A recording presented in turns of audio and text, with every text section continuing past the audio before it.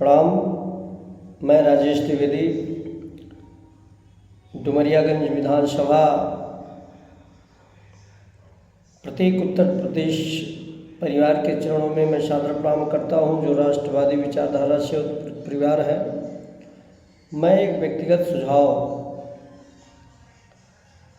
सरकार के सामने रखना चाहता हूं।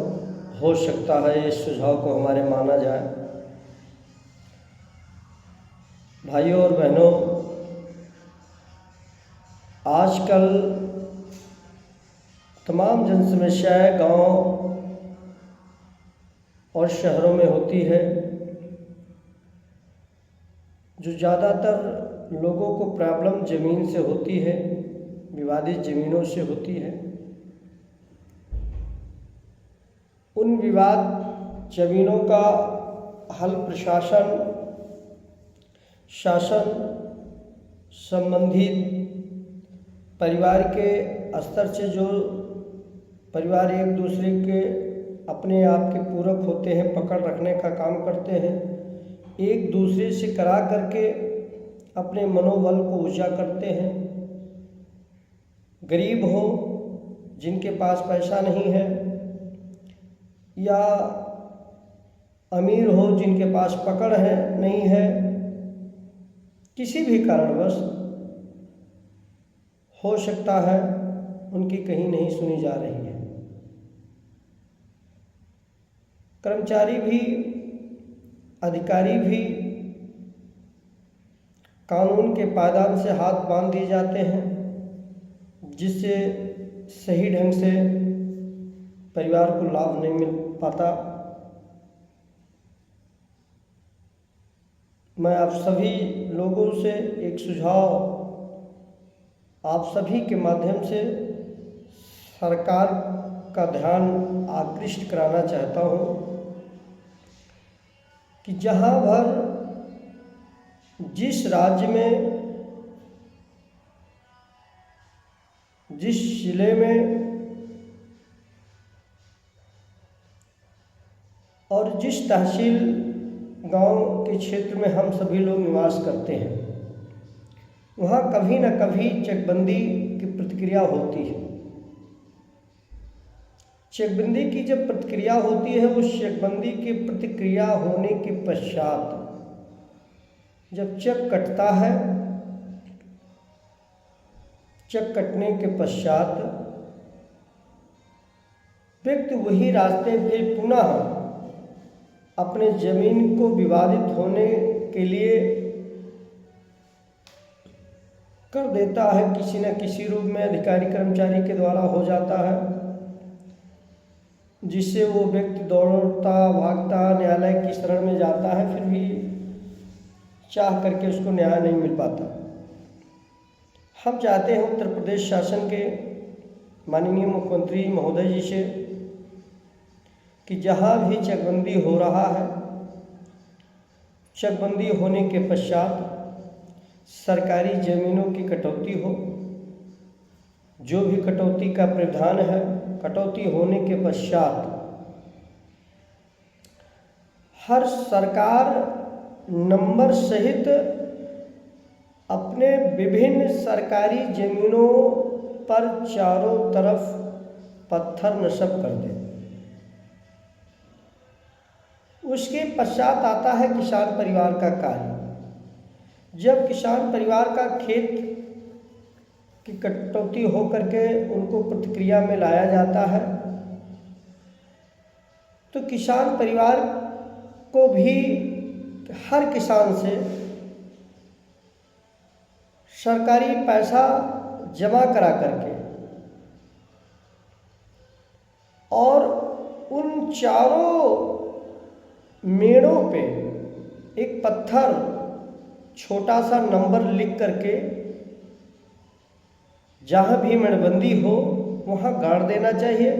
जैसे हमारा है, हमारे चारों तरफ खेत की मेड़बंदी हो गई, मेड़बंदी होने के बाद वहाँ पत्थर गाड़ दिया गया। उसके तत्पश्चात किसी दूसरे भाई का है, वहाँ भी मेड़बंदी होने के पश्चात में तत्काल प्रभाव से वहाँ पत्थर गाड़ दिया जाए, फिर ऐसे तीसरे भाई के खेत में कर दिया जाए, चौथे भाई के खेत में कर दिया जाए, जितने भाइयों के परिवार हैं सबसे ले करके, और जब चारों तरफ हर मेड़ों पे पत्थर गाड़ दिया जाएगा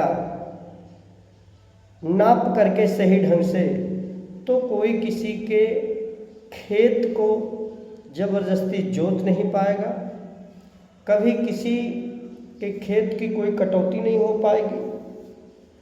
और जो भी परिवार किसी भी किसान परिवार के खेत पर या सरकारी ज़मीनों पर अवैध कब्जा करे, सरकार को नियमावली में लगभग 50,000 रुपये का जुर्माना होना चाहिए। जैसे मान लिया हमने किसी की ज़मीन पर कब्जा कर लिया और वो व्यक्ति ने अपने ज़मीन को नपवाया, तो हमारे पत्थर से है या दूसरे पत्थर से है, तीसरे पत्थर से है, नाप करके ऐलान किया गया और उस पत्थर से यदि हमने ज़मीन कब्जा किया है तो मेरे ऊपर कानूनी के हिसाब से हम जुर्मी हैं, तो उसके लिए हमको दंड दिया जाए सरकार के तरफ से जो प्रावधान है, और फिर किसान परिवार को उसका खेत दिलाया जाए। ये मेरा निवेदन है, सुझाव है। इस प्रतिक्रिया के साथ में आने वाले तमाम समस्याएं से हल मिलेगा और ये होना चाहिए। आप सभी को मैं सादर प्रणाम करता हूँ। फिर अगला सुझाव, पहला सुझाव मैंने दिया है इस चकबंदी के बारे में।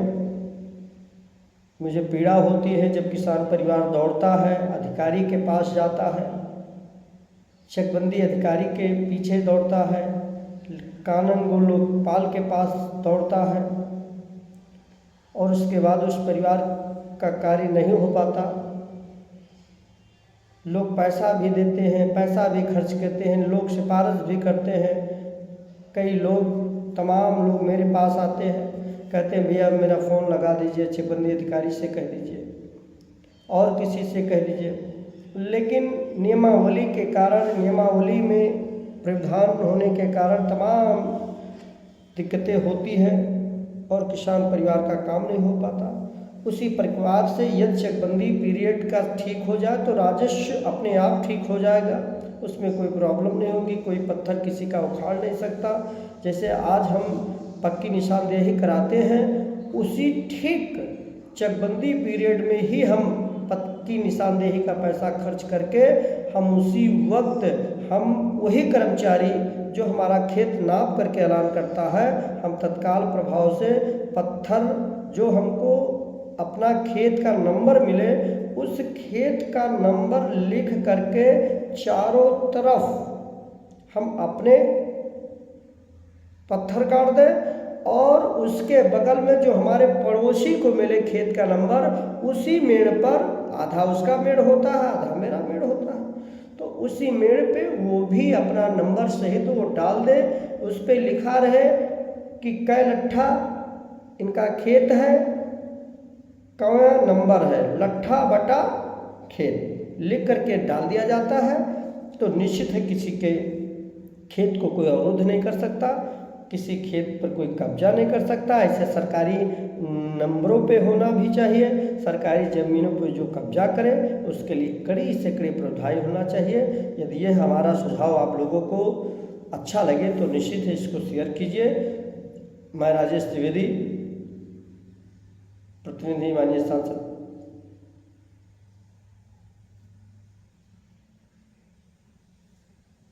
जय श्री राम, जय श्री राम।